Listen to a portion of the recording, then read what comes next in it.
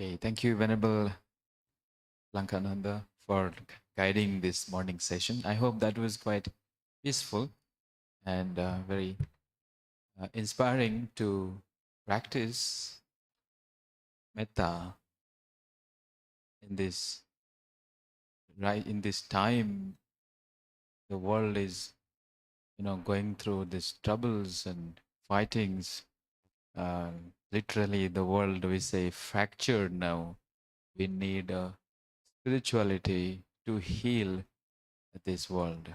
And that spirituality is starting right from your mind, right from the heart, radiating these powerful thoughts of metta.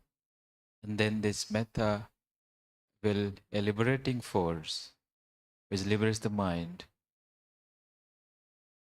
That is how metta meditation is so important for everyday life, for not only for the monks, also for the common people who are living in this world.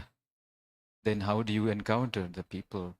If you have metta to the mind, to body and speech, then this is a great blessings, no doubt. So, and bringing this awareness about metta is also important. So, thank you, Venerable. I hope you enjoy this session. And now we request Most Venerable Vinarakita Banteji to deliver today's Dhamma discourse. I don't need to introduce Bante. As I told earlier, Bante is a great meditation master, a very good Dhamma teacher, and quite widely traveled and conducted many such Vipassana courses. And of course, he was one of our teachers here in Bodhi in 2009, 10, and 11. Those time, Bante was the principal here. Now, focusing in Nagpur, the Aloka Foundation, Bante have started a trust where he is he's training the monks and spreading the Dhamma in Maharashtra and all these other places. Now, and another responsibility is the Vice President of International Tipitaka Chanting Council. This year, India is going to lead the Tipitaka chanting at Bodh Gaya.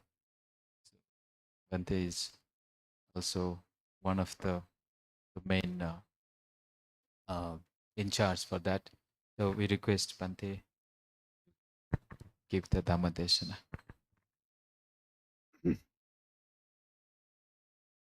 First of all, homage to Buddha, the Enlightened One. Gratitude to the Sangha for preserving and propagating the Dhamma. Gratefulness to devotees and donors for supporting the Sangha. Most venerable monks, dear meritorious Upasaks, Upasikas, brothers and sisters in the Dhamma. This month is a month of enlightenment, right? Because it was in this very month on Vesak full moon day that Siddhartha Gautama attained enlightenment and came to be known as Buddha, the Enlightened One.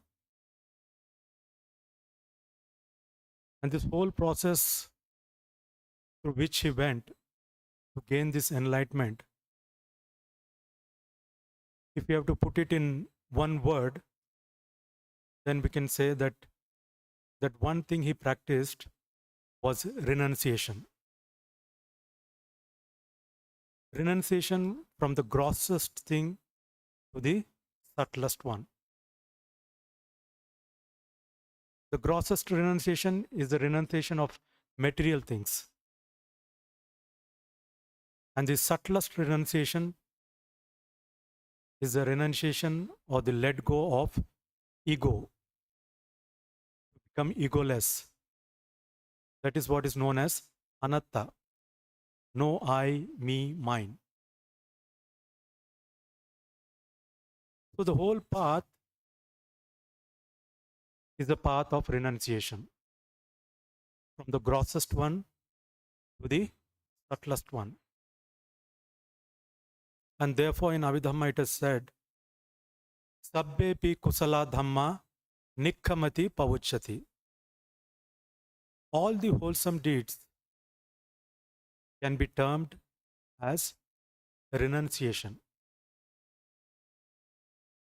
So, renunciation, the moment we hear this term renunciation, what we get in the mind is to become a monk or a nun.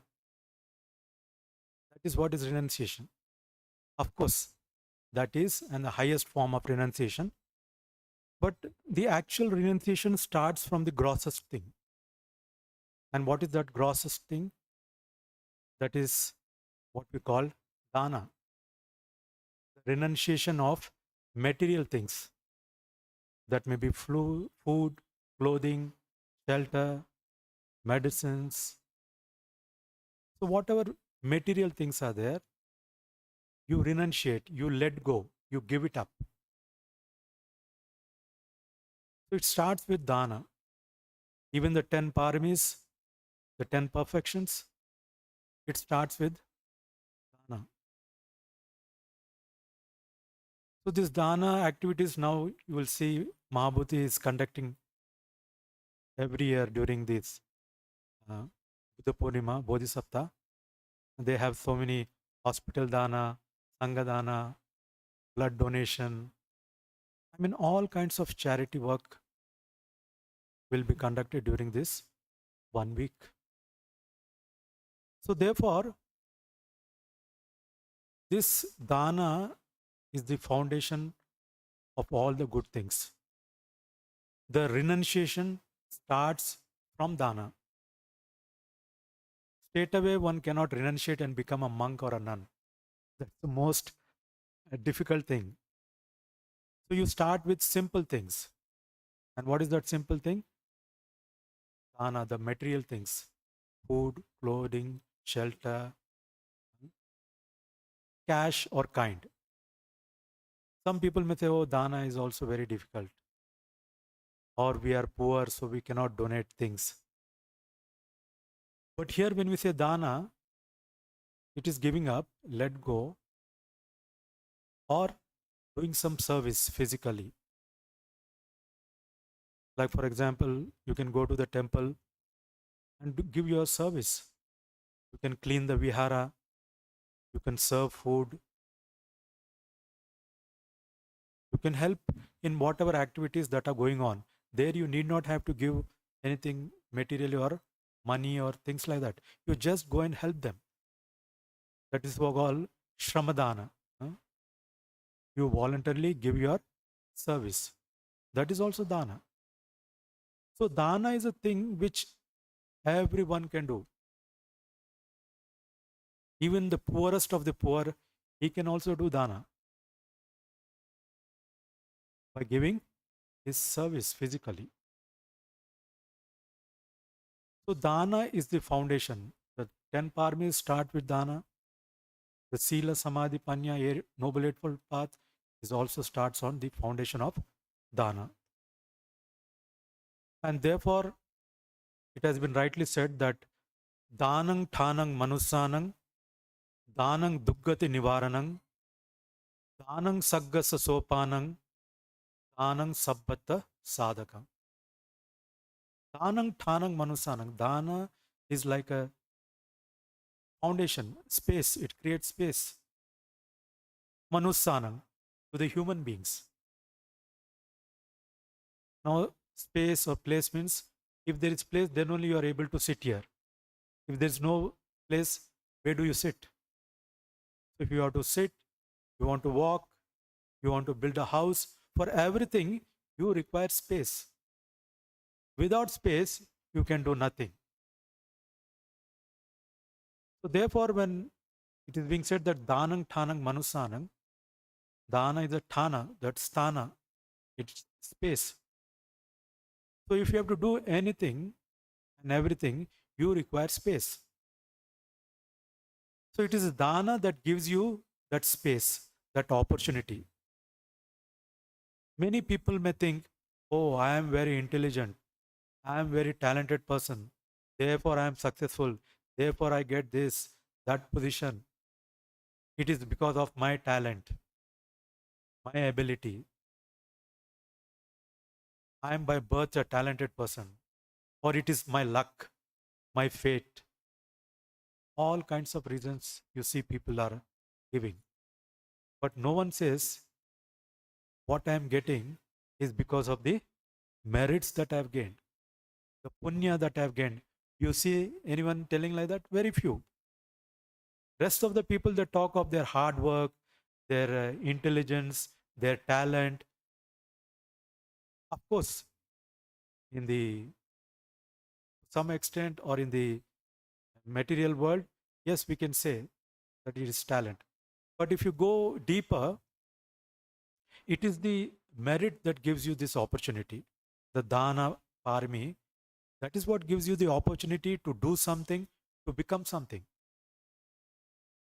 Otherwise, you might have seen in your life, people around you, there are many people who are very intelligent, very much talented, but they never get an opportunity to show their talent.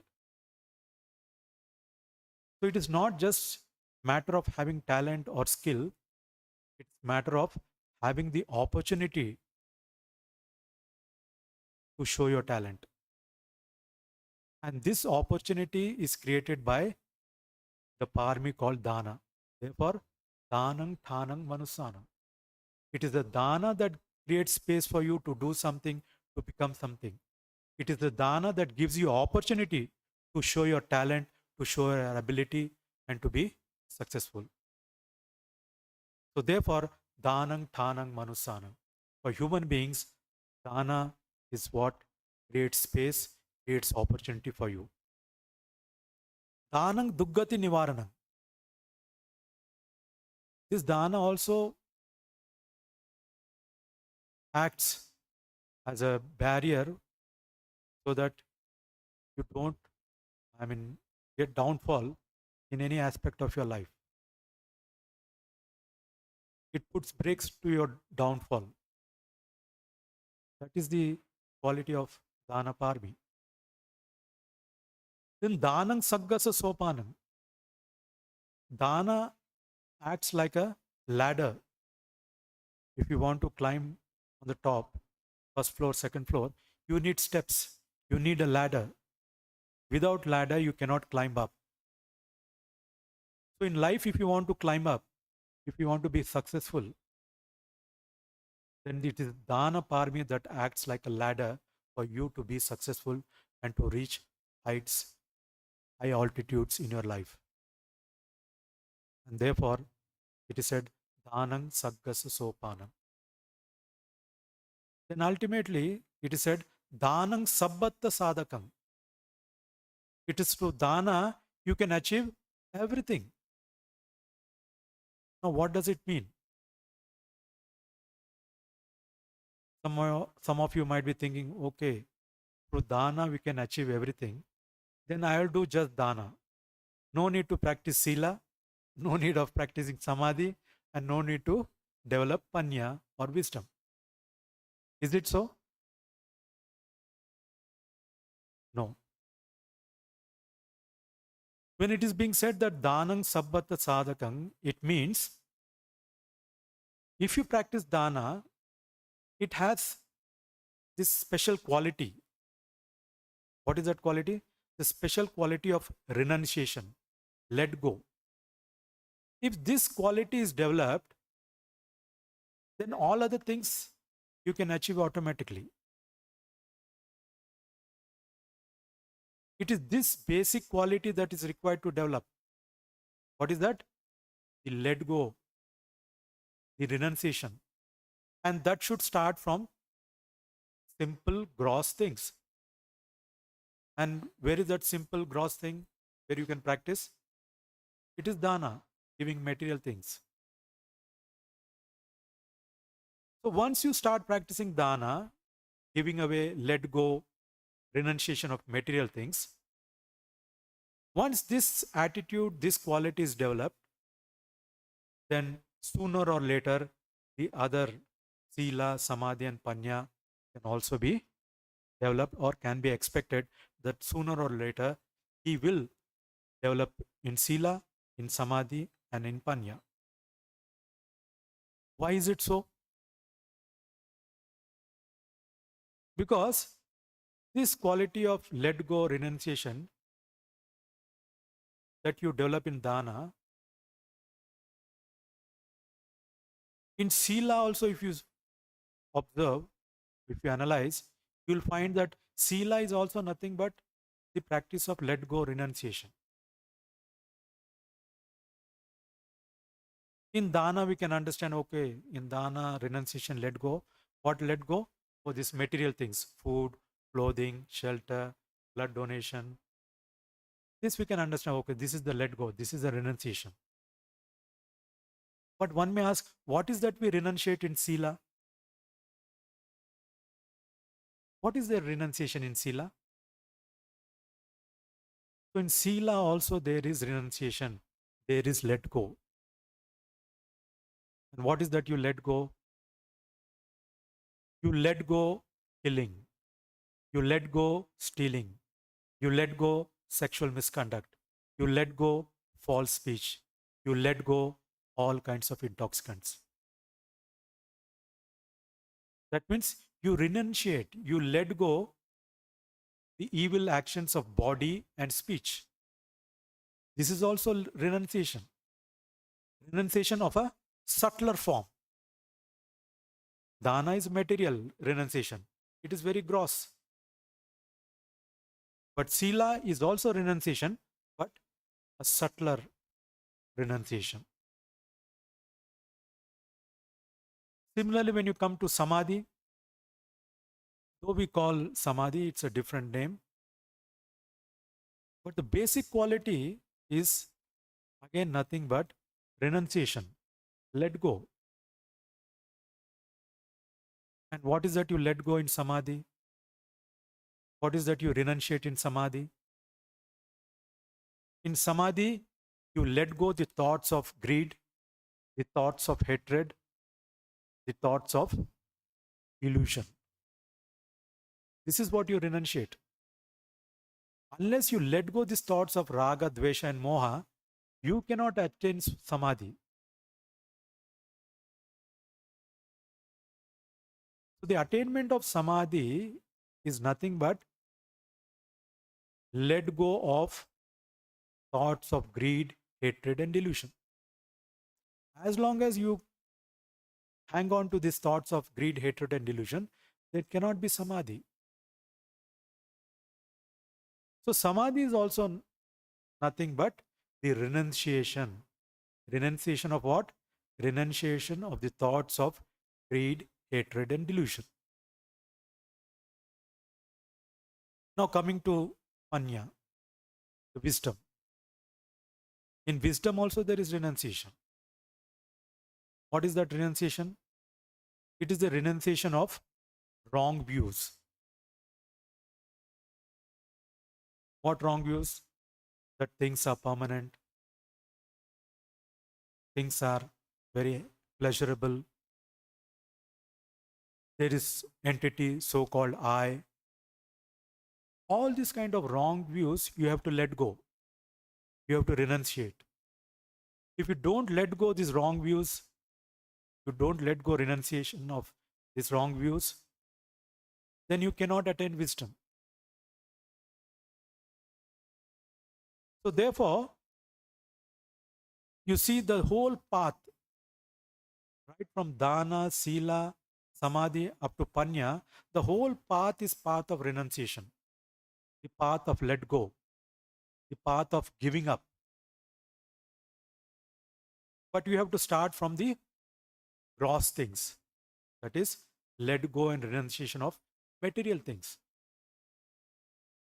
A person who cannot renunciate or let go gross material things, can you expect that person will let go this subtle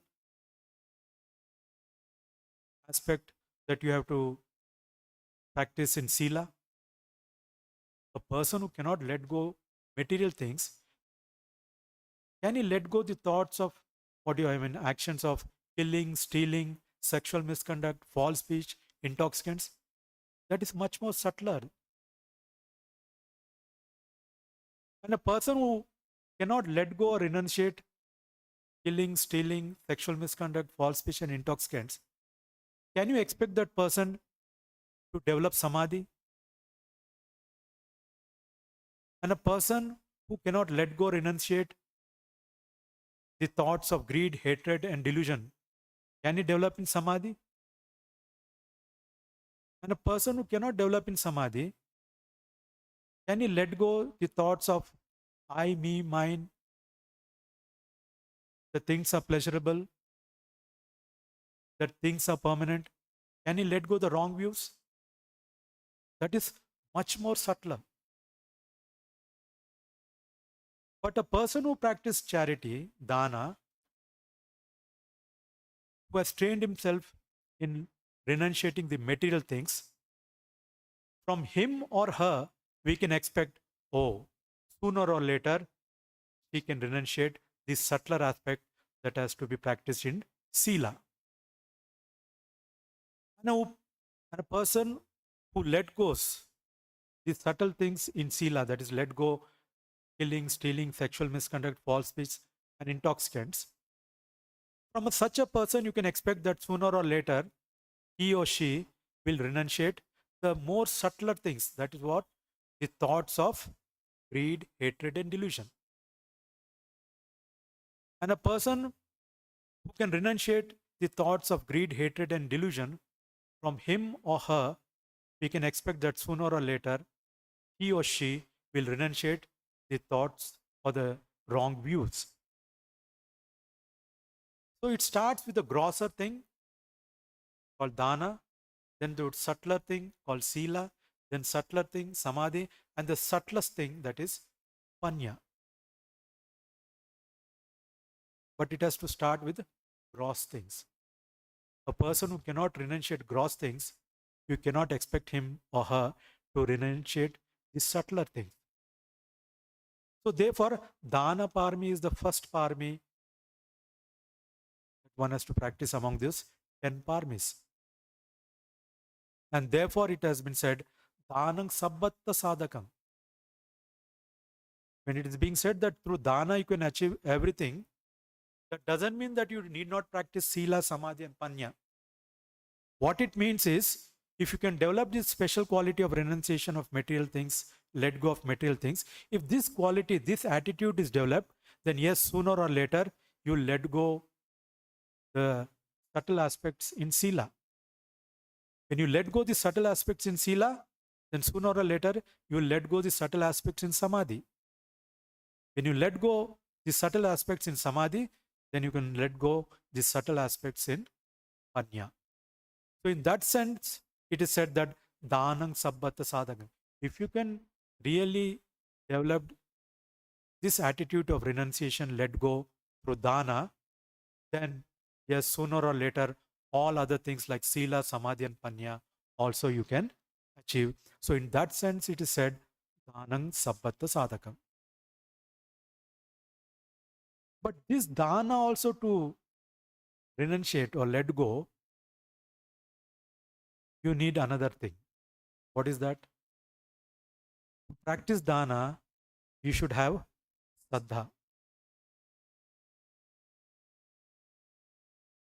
Without saddha, one will not practice dana. And saddha are of two types, lokya saddha and lokuttara saddha. When we say lokya saddha, it means the faith, the confidence in the law of kamma and kamma vipaka, action and its moral retribution. That means if you do good, in return you will get good. If you do bad, in return you have to suffer. So this basic understanding, this saddha should be there. If this saddha is not there, then one will not practice charity. Forget about practicing sila, samadhi, and panya. So to have confidence and proper understanding and faith in kamma, kamma, vipaka, that means good action leads to good result and bad actions lead to bad result. If this faith, this confidence is there, then only one will start practicing doing good things, and he starts with So therefore, this saddha is the foundation to practice dana. And then there is lokutara saddha, that is transcendental saddha. What is that? The saddha which takes you nirvana. So what kind of saddha you require to attain nirvana? What is that lokutara saddha? This saddha in the Buddha, Dhamma and Sangha is lokutara saddha. When you have saddha in the highest thing, you will achieve the highest things. So to have saddha in the Buddha, in his Dhamma and his Sangha, such a person only will practice sila, samadhi and panya. If you don't have this lokutara saddha, that is, you don't have saddha in the Buddha, Dhamma and Sangha, then you cannot sustain yourself on the path of sila, samadhi and panya. And if you don't sustain on the path of sila, samadhi and panya, then you won't experience anicca, dukkha, anatta. You have to experience the impermanence, the suffering, and the egolessness.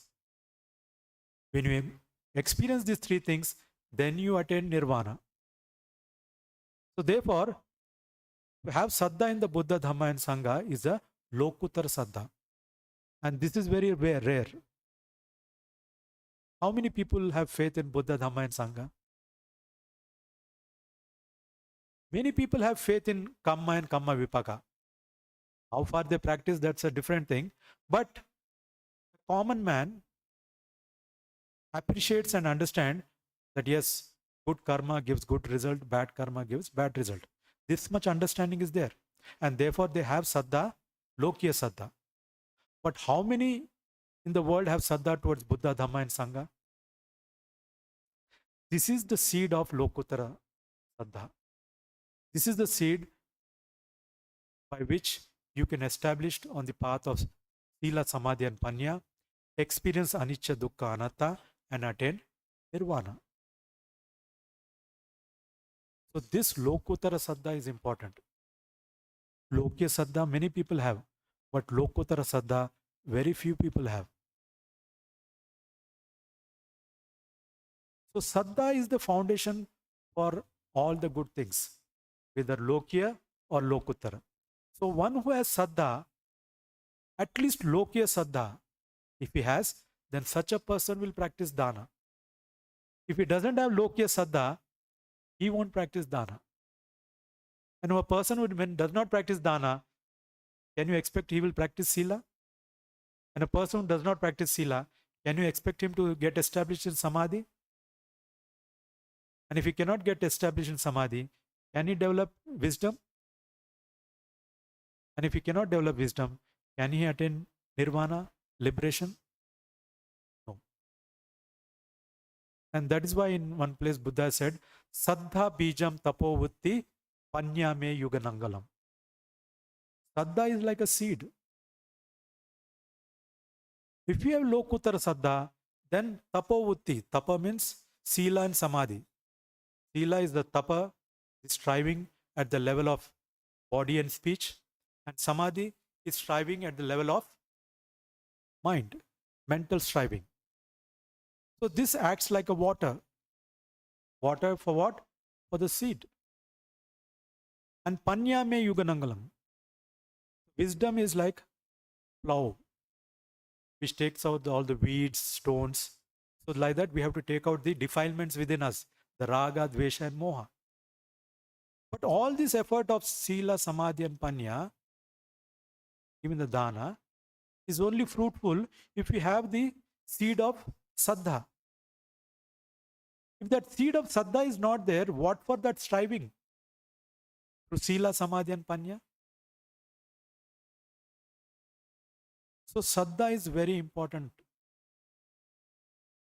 To understand through example, now you all may have, well, most of you may have a vehicle, right? If you have to drive a car, there are certain things that are very much important. What is that? That is, first of all, you should have fuel, diesel or petrol, right? And then in that vehicle, you should have proper brakes, then proper accelerator, and then the steering. These are basic things that are necessary to drive the vehicle.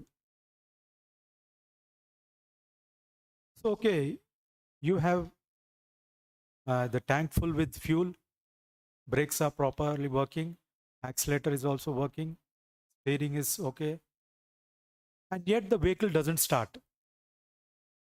Why? The basic things are there. Fuel is there, brakes are properly there, accelerator is there, steering is there, and yet the vehicle doesn't start. What could be the reason?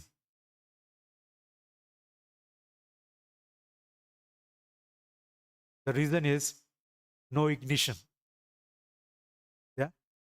Without ignition, however the fuel tank may be filled, the brakes may be proper, the accelerator may be proper, the steering is good, and yet the vehicle won't start. So similarly, in this Dhamma vehicle, you should have the fuel of Dana Parami. So Dana Parami is the fuel. Sila Parami is the brake. Sila means restraint. Restraint from the evil actions of body and speech. So the Sila acts like a brake. So Sila Parami is the brake. And Samadhi Parami is the accelerator, which it's a mental development. And Panya is the steering, which gives you the proper direction. So if you have the Dana Parami fuel, you have the Sila Parami brakes, you have the Samadhi Parami accelerator, you have the Panya Parami steering, but if you don't have the Saddha ignition, your vehicle is not going to start. So therefore, Dana, Sila, Samadhi, Panya, they are important. But they all will work only if you have Saddha. If Saddha is not there, ignition is not there. If ignition is not there, all other things, though they are in very good condition, yet it doesn't work. So therefore, what is important from the Buddha's teaching point is, you should have Saddha. Saddhaya tariti yogam. Through Saddha, you can cross over the floods. So therefore, Dana, in one sense, we say is important to develop renunciation, to develop let go. And even to start Dana, what you need is Saddha. If you have Lokottara Saddha, well and good. If not, at least Lokya Saddha, that is the Saddha in the Kamma and Kamma Vipaka.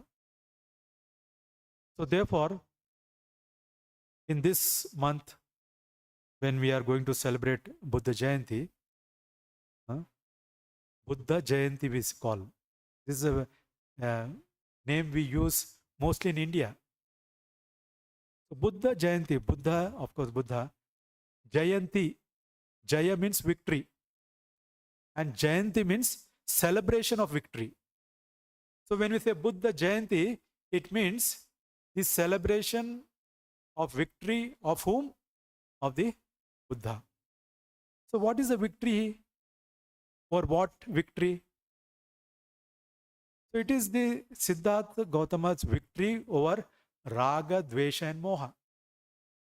It is this victory that we call Jaya, and that celebration of Jaya is called Jayanti, and therefore Buddha Jayanti.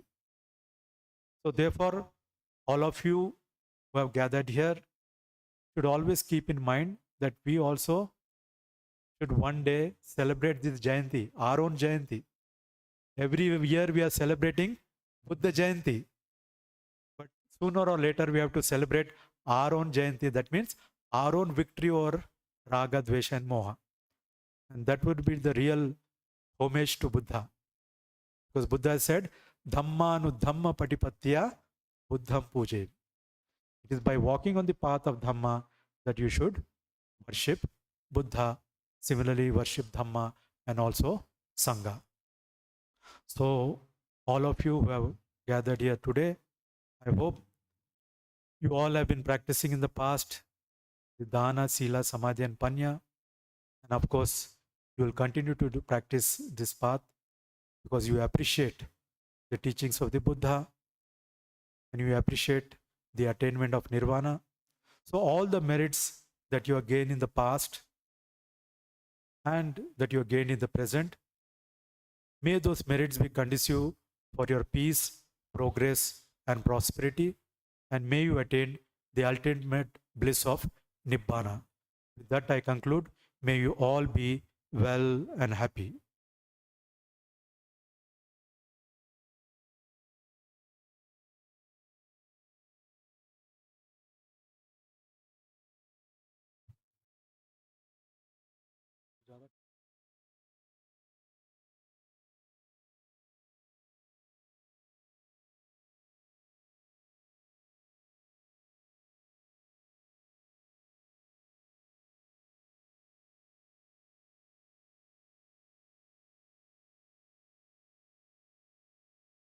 Okay.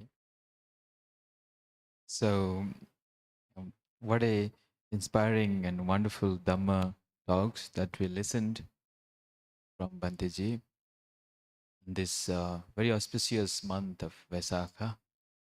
Bhante has rightly have given us a blueprint of the Dhamma, highlighting the significance of the Buddha Jayanti and how we can start our own Jayanti and to win over the greed, hatred, and ignorance.